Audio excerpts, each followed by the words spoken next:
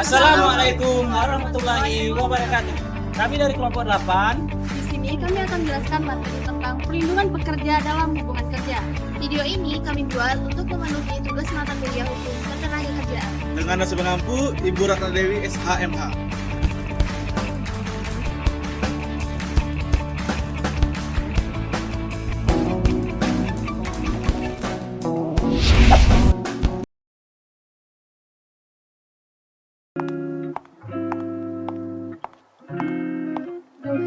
Hari capek banget, mana tugas numpuk, deadline semua.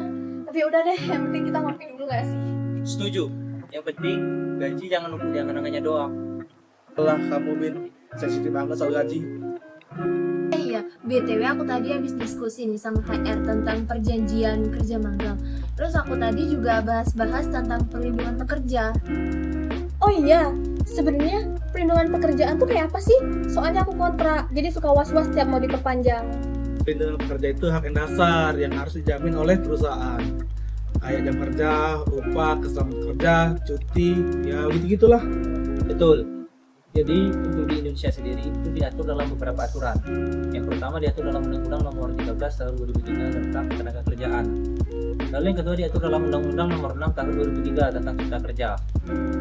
Di mana pada intinya situ tegaskan bahwa negara wajib mengatur perlindungan kerja supaya hubungan kerja berjalan dengan adil, manusiawi dan tidak semena-mena. Termasuk sebagai aku pekerja lepas itu tetap harus diatur perlindungannya meskipun ya tidak sama dengan pekerja tetap. Iya, HR tadi juga bilang segala bentuk hubungan kerja itu harus ada perjanjiannya, entah itu perjanjian tertulis atau lisan. Tapi dalam hal ini sebaiknya sih perjanjian dibuat secara tertulis ya, agar nggak ngira-ngira aja. Lah, kemarin aku lembur, tapi nggak dihitung lembur. Katanya sih kerjaan tambahan. Itu pelanggaran nggak sih kayak gitu? Termasuk dong, seorang pengusaha itu wajib membayar gaji sesuai UMP atau UMK. Lembur itu juga dihitung loh, dan wajib dibayar.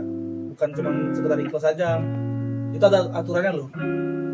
Nah, kecuali kalau misalnya kamu lembur dengan ahli dan maksud untuk menjadi status ya itu tidak dibayar.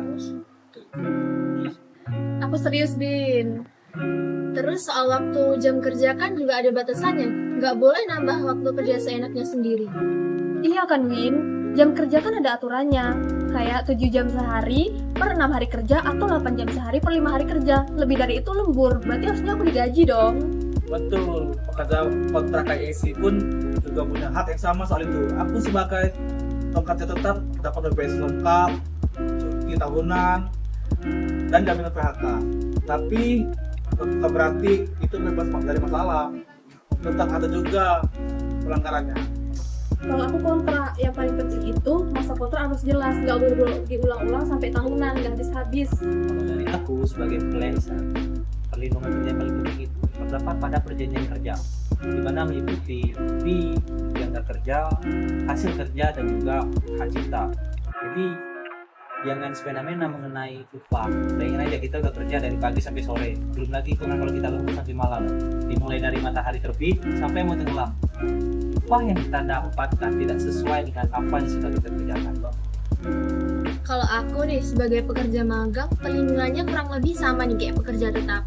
Aku juga dapat perlindungan keselamatan, kesehatan dan keselamatan kerja, kemudian upah, terus BPJS ketenagakerjaan juga aku dapat. Terus nggak cuma itu, kayak aku pekerja magang ini juga harus dapat uang pembinaan, terus lingkungan yang aman dari perusahaan. Nah, kalau hak kita dilanggar kayak kasus lembur aku tadi, itu kita harus gimana? Apa langsung lapor? Tapi ke siapa? Nah, kalau untuk itu terdapat 3 cara mekanisme penyelesaiannya. Yang pertama, kita bisa temui atasan atau teman kita. Kita bicarakan mengenai akar permasalahan tersebut. Namun apabila merasa diabaikan atau merasa diacukan, tidak menemui titik temu, maka kita bisa lakukan mekanisme penyelesaian yang kedua, yaitu dengan cara mediasi, melibatkan pihak ketiga. Dari sana bisa kita jelaskan awal mula permasalahan tersebut, lalu kita bisa bicarakan dengan baik-baik, kita selesaikan dengan baik-baik dengan kepala dingin, dengan kerendahan hati dan sikap memiliki hak yang terlibat.